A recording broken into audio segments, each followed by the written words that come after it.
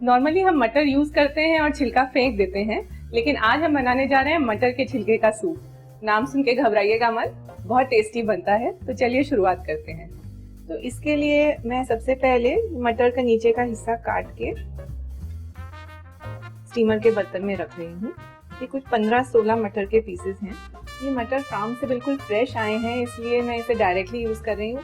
लेकिन अगर आपको थोड़ा भी डाउट हो कि इसमें कीड़ा निकल सकता है तो इसे छील के यूज करिए।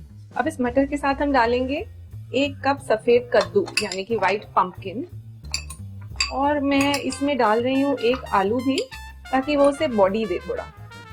अब इसे हम डाल देंगे स्टीमर पर, और जब तक ये पूरी तरह से सॉफ्ट नहीं हो जाते इसे हम स्टीम कर देंगे।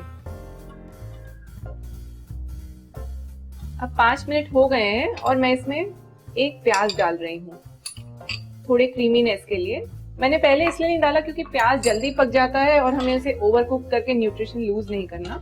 जैसा कि मैंने आपको दूसरी रेसिपीज में भी बताया है कि वेजिटेबल्स और दूध को मिक्स करना ठीक नहीं है, क्योंकि ये डाइजेशन के लिए अच्छा नहीं होता है। तो इस रेसिपी में मैंने दूध की जगह नारियल का दूध यूज किया है। बनाना बहुत आसान है, चलिए इसे बनाते हैं। तो ये नारियल को मैंने कुछ देर गर्म पानी में भिगो लिया है। तो हम नारियल को इसी पानी के साथ मिक्सी में चला लेंगे।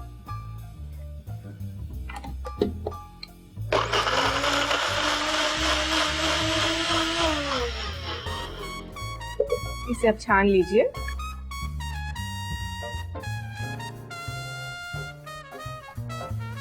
अब बचे हुए नारियल को एक और बार पानी के साथ मिक्सी में हम घुमाएंगे।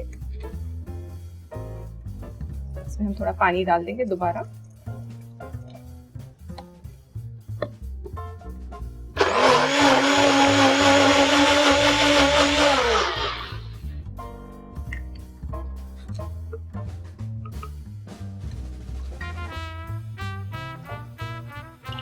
तो हो गया हमारा नारियल का दूध तैयार। अब चलिए देखते हैं स्टीमर में क्या हो रहा है। अब ये जानने के लिए कि पक गया है या नहीं, हम एक कोई भी मटर चेक कर लेंगे। अगर वो सॉफ्ट हो गई है मतलब ये वेजिटेबल स्टीम हो चुके हैं। अब हम इन्हें ठंडा करने के लिए रख देंगे। नॉर्मली सूप बनाने के वक्त वेजिटेबल्स को ब्लेंड करके दोबारा उबाला जाता है, लेकिन ऐसा करने से उनके न्यूट्रिएंट्स खो जाते हैं। हमने इतने ध्यान से हमारे वेजिटेबल्स को स्टीम किया है, तो हम इन्हें बॉयल भी थोड़े अलग ढंग से करेंगे। अब हम इस प्यूरी को छानेंगे। This is the only soup जहाँ पे मैं छानती हूँ, क्योंकि मटर का छिलका मुंह में आ सकता है। किसी भी और सूप में आप प्लीज छानिए मत। अब ये वेजिटेबल्स को हम मिक्सी में डाल देंगे।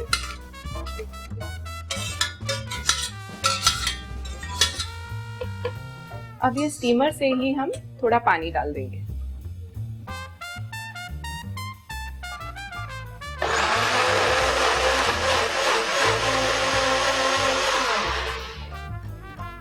मोटी छलनी से इसे छान लीजिए।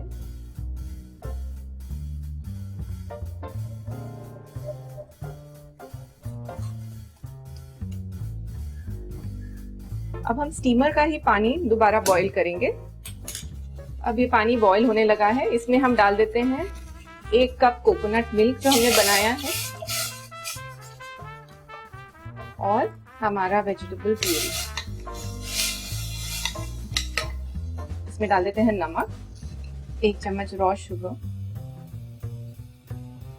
काली मिर्च, और अब हम गैस बंद कर देते हैं।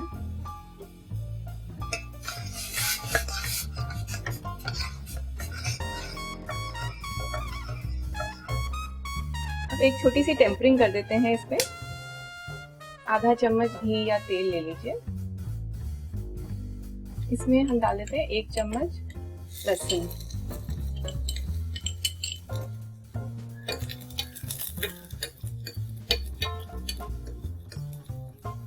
अभी हम अपने सूप में डाल देंगे।